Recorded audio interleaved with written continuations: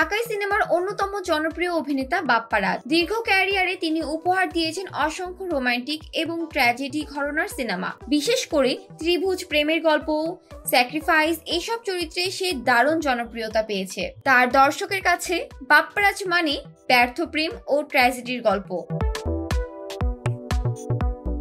বাপ্পা রাজের ক্যারিয়ার শুরু হয়েছিল 1998 সালে চাপাডাঙ্গার বউ সিনেমার মাধ্যমে। এই সিনেমার পরিচালক ছিলেন তার বাবা নায়ক রাজ রাজ্জাক। প্রথম সিনেমাতেই বাপ্পা রাজ সাড়া ফেলেছিলেন, আর তারপর আর পেছনে ফিরে তাকাতে হয়নি তাকে।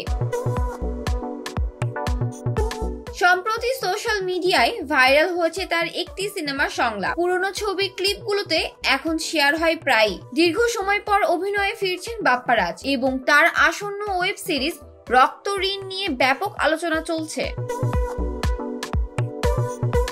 এই প্রসঙ্গে তিনি জানান, তিনি নিজেকে সব সময় নাম্বার 1 হিসেবেই মানেন। তার মতে, আমার অভিনীত চরিত্র সবার মনে জায়গা করে নিয়েছে, তাই আমি সফল। সামাজিক মাধ্যমে ট্রোল প্রসঙ্গে বাপ্পা রাজ বলেন, আমি আমার জায়গায় 1 নম্বর, এটা আমার সফলতা। কিন্তু দীর্ঘদিন পর কেন নিয়মিত অভিনয় করেন না? এই প্রশ্নে বাপ্পা রাজ জানান, এখনকার চিত্রনাট্যে তার মতো অভিনেতাদের জন্য বিশেষ চরিত্র তৈরি করা হয় না। আমরা বাবার চরিত্র করি, কিন্তু আমাদের তো বাবার মতন অবস্থা হয়নি।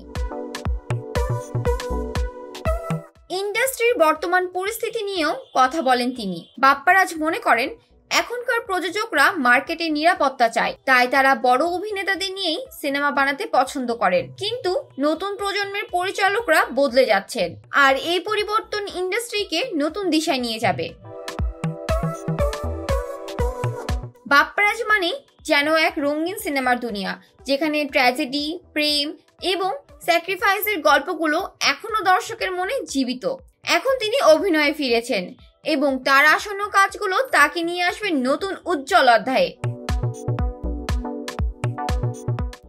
জান্নাতুল ফেরদৌস, শোবিজ 24, ঢাকা।